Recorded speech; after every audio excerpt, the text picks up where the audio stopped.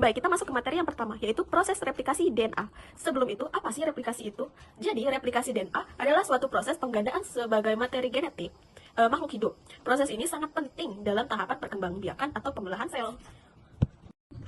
Proses replikasi DNA ini terbagi menjadi 3, yaitu inisiasi, elongasi, dan terminasi. Baik, kita bahas satu persatu. Yang pertama ada proses inisiasi. Jadi, inisiasi yaitu enzim helikase membuka pilihan DNA dengan memutus ikatan hidrogen antara pasangan basa, sehingga membentuk struktur bercabang yang disebut fork replikasi. Protein khusus menstabilisasikan untaian DNA yang terbuka. Yang kedua ada proses elongasi.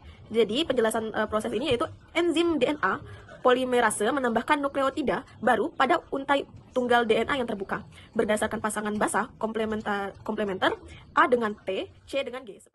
Yang ketiga ada proses terminasi. Jadi penjelasan tentang proses ini yaitu ketika seluruh DNA telah disalin, enzim ligase menyambung fragmen Okazaki pada untai tertinggi, membentuk untai DNA kontinu. Proses ini menghasilkan 2 molekul DNA yang identik, masing-masing dengan satu untai lama dan satu untai baru, sesuai dengan prinsip semi-konservatif. Untuk yang lebih lengkap lagi, kalian bisa membaca sendiri di PPT yang sudah saya sediakan di sini.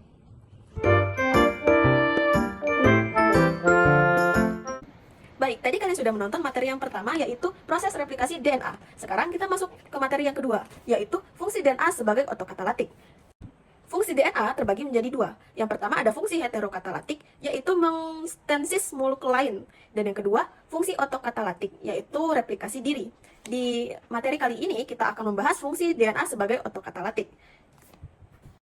Jadi, fungsi otokatalitik itu terbagi menjadi 3 hipotesis. Yang pertama ada konservatif, yang kedua semi-konservatif, yang ketiga dispersif. Di penjelasan saya akan menjelaskan ketiga macam hipotesis berikut. Di sini saya akan menjelaskan konservatif itu apa. Jadi, hipotesis konservatif itu berbentuk double helix DNA. Yang lama tetap ada dan langsung menghasilkan double helix yang baru. Seperti gambar yang sudah saya sediakan, di sana terdapat double helix berwarna biru yang lama, dan di bawahnya terdapat double helix berwarna merah yang baru. Itu disebut hipotesis konservatif. Yang kedua ada hipotesis semi-konservatif. Di sana kalian bisa lihat ada 2 macam DNA yang berbeda. DNA yang pertama itu DNA utama, yang pita biru dan pita merah itu DNA kedua.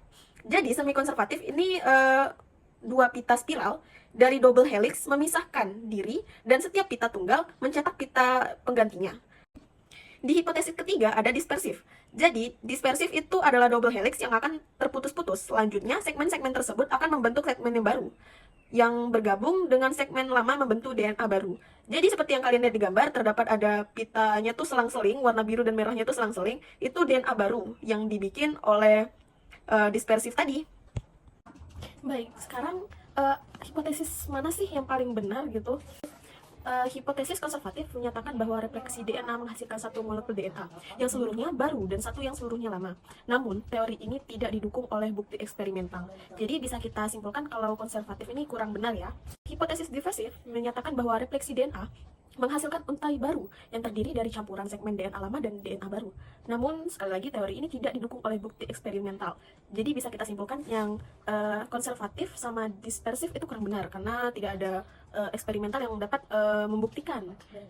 Jadi, hipotesis semi-konservatif menyatakan bahwa replikasi DNA menghasilkan 2 molekul baru, masing-masing terdiri dari satu untai lama dan satu untai baru. Nah, kali ini, semi-konservatif hipotesis kali ini tuh memungkinkan DNA menggandakan diri secara identik melalui fungsi otokatalitiknya. Dengan setiap untai lama berperan sebagai cetakan untuk untai baru. Jadi bisa kita simpulkan bahwa semi-konservatif itu hipotesis paling legit ya, paling benar berdasarkan hasil dari analisis, hasil dari para penelitian.